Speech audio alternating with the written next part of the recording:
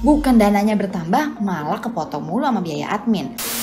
Untuk bisa mencapai goal, kita harus tahu prioritas kita. Yang bertambah itu bukan biaya gaya hidup, tapi yang nambah itu adalah saving. Hai semuanya, welcome back to my channel.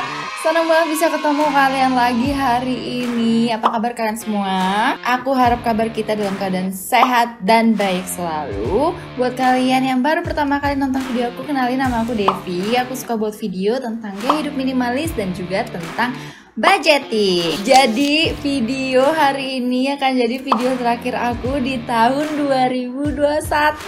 Aku berarti hitungannya udah 1 tahun lebih dikit di YouTube. Dan aku mau mengucapkan terima kasih banget untuk kalian semua. Karena jujur yang bikin aku semangat untuk bikin video-video ini itu karena dukungan dan komen-komen dari kalian juga. So thank you buat kalian semuanya. Jadi hari ini aku punya kabar yang sangat baik dan bikin aku bahagia, yaitu adalah dana emergensi aku sudah terkumpul. Makanya di video hari ini itu aku akan merangkap 2 poin. Yang pertama adalah tutup budget tahunan aku. Jadi nanti kalian bisa lihat gimana caranya aku tutup budget tahunan. Setelah itu aku akan kasih tips-tips juga apa yang aku lakukan sampai aku bisa ngumpulin dana emergensi aku dalam waktu kurang dari 1 tahun. Kalau gitu tanpa berlama-lama lagi, let's get started.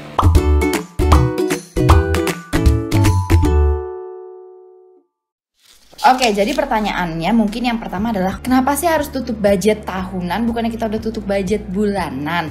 Nah, gunanya dari tutup budget tahunan ini untuk aku itu ada 2. Yang pertama adalah untuk evaluasi, jadi bagaimana budgeting aku selama 1 tahun belakangan ini. Dan yang kedua yang gak kalah penting dari itu adalah untuk prediksi aku buat saving goal di tahun 2022. Oke, jadi aku udah punya buku budget andalanku di sini. Jadi mungkin kalau nanti aku sambil lihat ke bawah, sorry karena aku sambil lihat contekan aku di dalam buku ini. Jadi buat kalian yang udah sering nonton video tutup budget aku, kalian pasti tahu aku punya yearly overview kan. Nah, yearly overview ini akan jadi kertas yang aku bawa di tahun depan. Jadi aku nggak perlu bawa banyak kertas lagi, tapi cukup 3 lembar kertas yearly overview aja. Jadi dari lembar yearly overview ini aku tuh udah bisa ngelihat semua pergerakan budgeting aku di tahun 2021. Nah, kalau misalnya kalian lihat di sini aja, aku itu baru mulai aktif nyatet itu mulai bulan April. Artinya aku pun juga gagal di bulan-bulan sebelumnya. Tapi yang aku pelajari adalah konsisten, lakuin aja terus sampai akhirnya nih aku tiap bulan jadi bisa ngisi. Makanya kesalahan yang dulu aku lakukan adalah kalau aku gagal, kalau aku lupa nyatet, aku stop. Nah, padahal sebenarnya harusnya kita lakuin terus aja. Lupa nyatet gak masalah, lupa dikit-dikit gak apa-apa, yang penting jangan berhenti. Itu tips yang selalu aku bilang. Nah, untuk yearly overview aku itu bedain jadi 3. Yang pertama, aku mau ngelihat perbandingan antara pemasukan dan pengeluaran aku. Nah, jadi kalau lihat di sini aku tuh punya grafik supaya aku lihatnya lebih gampang karena aku itu orangnya visual. Jadi aku itu harus ngelihat dari mata, sangat menarik, enak dilihat, gampang dibaca. Jadi kalau dilihat dari sini yang warna hijau itu adalah pemasukan aku dan yang warna orange itu adalah pengeluaran. Sesuai dengan goal yang aku mau, bahwa kalau misalnya pendapatan aku naik, aku nggak mau gaya hidup aku atau pengeluaran aku itu bertambah, tapi aku mau tetap ada di tempat yang sama.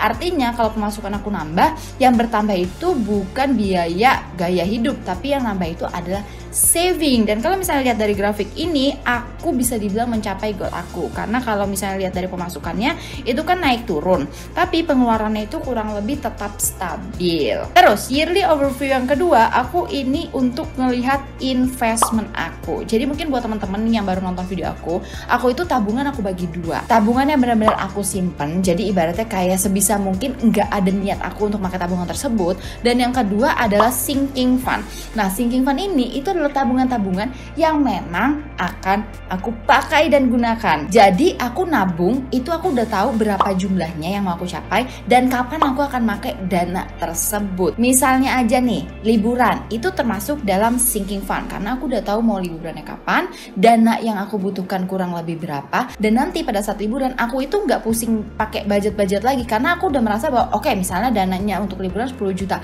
Ya udah 10 juta itu adalah budget untuk kita liburan yang boleh kita habiskan karena emang tujuannya kan ditabung untuk liburan. Nah, untuk lembar yearly overview yang kedua ini aku mau lihat investment doang, alias tabungan-tabungan yang aku sama sekali tidak ada niat untuk make. Jadi untuk lembar investment ini aku mau lihat perkembangan dananya, termasuk dari investasi juga, itu aku masukkan semua di sini. Makanya kalau dilihat di sini artinya tabungan aku itu terus meningkat karena memang itu adalah salah satu goal aku. Nah, ini adalah lembar yearly overview yang terakhir. Oke, jadi pertama disclaimer dulu, yang aku tulis di sini angkanya itu adalah satuan Filipina pesos karena aku kerja dan tinggal di Filipina. Terus yang kedua ini adalah pemasukan dan pengeluaran suami istri, pasangan yang baru menikah, belum ada anak. Selanjutnya pemasukan kita saat ini itu dari 4 sumber income, dimana aku dan suami masing-masing itu punya kerjaan reguler, artinya kita terima gaji setiap bulan yang sama, dan 2 income lainnya itu dari side job. Jadi aku dan suami punya kerjaan sampingan masing-masing. Jadi kalau misalnya kalian lihat di sini mungkin akan bingung dengan banyaknya angka, tapi aku cuma mau kasih lihat satu aja sih, yaitu di bagian summary ini, di totalnya itu adalah persentase dari post living, saving, dan playing aku. Jadi kalau misalnya kita lihat di sini, living aku itu menghabiskan 36,5% dalam 1 tahun dari total pemasukan kita, which is sangat bagus menurut aku sendiri. Terus yang kedua yang aku suka juga adalah playing, dimana playing ini adalah dana-dana yang kita habiskan untuk senang-senang kan. Nah, kadang ini yang selalu over budget, tapi ternyata di akhir tahun ini aku bisa lihat bahwa dana yang aku keluarkan untuk playing atau kesenangan aku itu 18,5% doang, yang sangat-sangat bagus menurut aku. Karena artinya apa? Sisanya 45% dari total pemasukan kita itu langsung aku larikan ke saving. Karena itu adalah goal aku di tahun 2021 ini, supaya bisa nabung at least 40% dari total pemasukan kita. Nah, jadi dari yearly overview dan yearly breakdown ini adalah tempat aku evaluasi. Makanya kalian lihat di sini ada tinta warna merah dan hitam. Ini untuk aku lihat mana yang over budget atau mana yang under budget. Setelah itu di akhir juga aku taruh persen-persenannya supaya aku tahu pos mana yang aku keluarin dana paling besar, pos mana yang aku perlu turunin, pos mana yang bisa aku naikkan. Terus yang gak kalah penting kayak tadi aku bilang, bahwa semua catatan yang aku punya di akhir tahun ini itu aku gunakan untuk saving goal aku di tahun 2022. Jadi ini sebagai bocoran, karena di tahun 2021 aku bisa saving 45%, di tahun 2022 aku punya goal untuk bisa saving minimal 50% dari total income kita. Kadang kita itu bikin saving goal itu yang gak sesuai dengan keadaan budget kita. Kita bikin goal ngikutin budget orang lain. Jadi kita gak berkaca dengan keadaan kita itu sebenarnya mampunya di mana. Gak perlu muluk-muluk gara-gara nonton video ini bilang, oke, di tahun 2022 aku mau kayak Kak Devi, aku mau nabung 50%. Padahal tahun 2021 kita bisa nabungnya 10%. Menurut aku itu nggak masuk akal. Jadi ini akan jadi patokan kita untuk membuat goal yang masuk akal and achievable. Sekarang kita masuk ke tips ala Devi untuk mencapai financial goal kita. Jadi aku anggap bahwa kita semua udah ngerti dengan financial goal dan kita udah punya financial goal kita masing-masing dong. Karena tanpa goal ya uang kita yang kita kumpulin itu akan lebih gampang untuk kita pakai dan gak jelas larinya kemana. Jadi tips aku yang pertama adalah prioritas. Untuk bisa mencapai goal kita harus tahu prioritas kita, terutama untuk orang-orang yang kayak aku. Aku itu bukan model orang yang nabung untuk satu hal, terus kalau udah tercapai baru punya saving goal lainnya, baru habis itu tunggu tercapai. Enggak, tapi aku lebih suka nabung untuk beberapa hal. Tapi dengan punya banyak goal, tantangan selanjutnya adalah kita harus pintar planning, ya kan? Makanya di sini yang penting adalah prioritas. Contoh ya, di aku di tahun 2021 ini aku punya 5 goal. Nah, dari 5 goal ini, prioritas aku itu adalah emergency fund.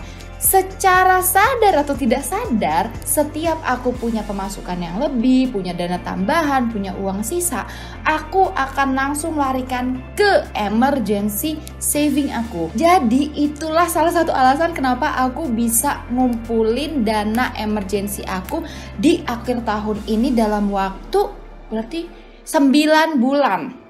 Itu udah terkumpul dana emergency saving aku karena aku punya prioritas. Jadi itu benar-benar membantu aku untuk tahu nih kemana duit ini harus aku taruh. Tips yang kedua adalah buffer budget atau unexpected fund atau dana tak terduga. Buat kalian yang belum punya, harus punya. Ini wajib banget. Misalnya kalian punya goal saat ini emergency saving, kalian minimal harus punya 2 goal. Satunya adalah buffer budget ini atau dana tak terduga. Kenapa? Pengalaman pribadi, curcol lagi. Dulu waktu aku nggak punya dana tak terduga, kalau ada salah satu pos yang over budget atau misalnya ada pengeluaran tak terduga yang aku tidak rencanakan dalam budgeting aku, nggak punya duit kan nggak masuk di budget. Aku kan nggak tahu, misalnya kulkasku bakal rusak, aku harus servis. AC ku rusak, aku harus servis. Tahu misalnya ban mobil, ban motor rusak, aku harus ganti ban, tambal ban. Nggak ada duitnya dong, orang aku mana tahu itu bakal kejadian. Jadi aku harus ambil duit dari mana? Dari tabungan lah, dari mana lagi, kan aku nggak ada duitnya. Nah itu adalah pelajaran yang sangat berharga untuk aku. Jadi kalau misalnya aku butuh dana, aku harus ambil dari tabungan. Dan di mindset aku kadang tuh sering terjadi, kalau misalnya aku udah ambil tabungannya, ya udah gagal, udahlah pakai aja dulu tabungannya, nanti kita nabung lagi. Ini sekarang udah kepake. Itu terus berulang yang akhirnya aku nggak pernah mencapai financial goal aku. Dan ini ya supaya kalian tahu aja bahwa emergency saving ini itu adalah pertama kalinya aku mencapai goal.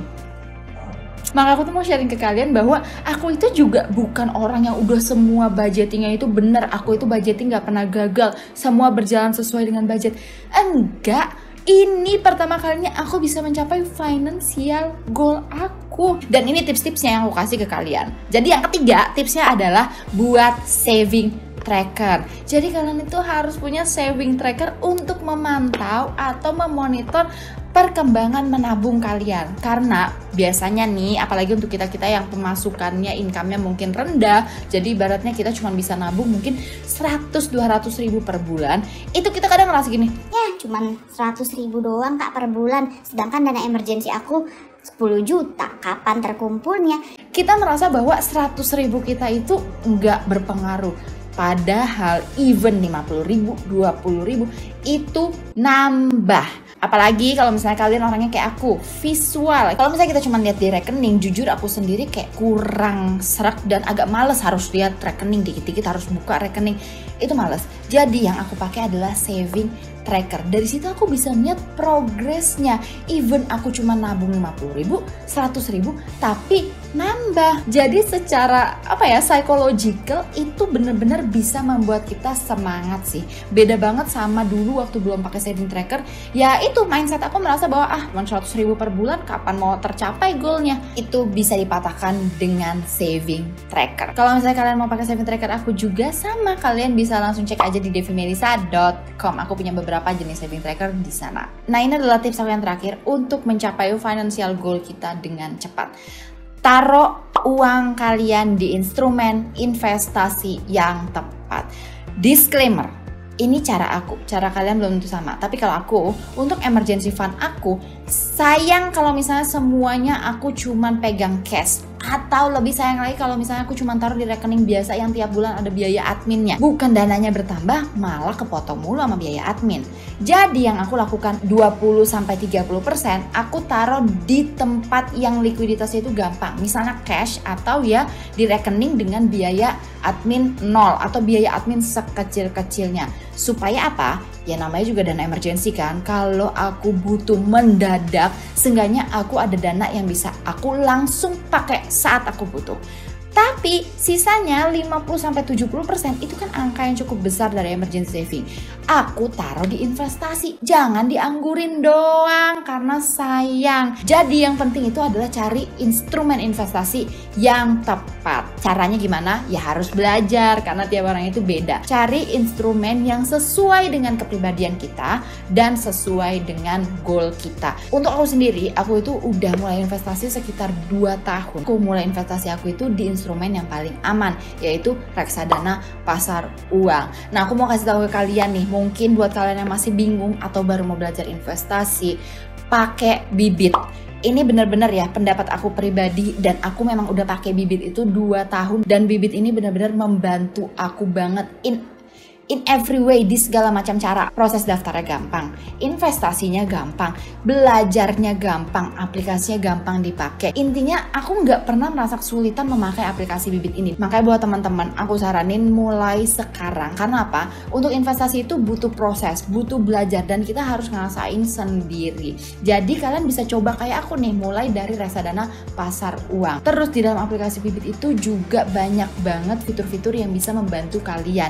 Misalnya nih, untuk kita yang kadang lupa atau misalnya gampang banget pakai duit untuk belanja, di Bibit itu ada nabung rutin. Jadi kalian tinggal link aja rekening bank kalian dengan Bibit. Jadi setiap bulannya kalian udah otomatis langsung investasi. Terus ada juga nabung bareng. Mungkin buat kita nih kayak aku sama suami itu pakai fitur nabung bareng supaya apa? Aku nabung, dia nabung di dalam satu portfolio yang sama untuk mencapai financial goal bersama. Jadi buat kalian yang belum coba, kalian bisa langsung download aplikasi Bibit dan coba sendiri. Dan kalian juga bisa dapat 25.000 pertama kalian secara gratis dengan memasukkan kode referral aku devimale25. Jadi itulah tutup budget 2021 aku. Kalau mungkin kalian baru nonton video aku terus bingung dari mana itu Kak yearly overview angka-angkanya, kalian tonton video aku yang tutup budget tiap bulan. Karena data-data yang ada di yearly overview atau yearly breakdown aku itu adalah dari tutup budget tiap bulan aku. Kalau gitu sampai ketemu lagi di video selanjutnya.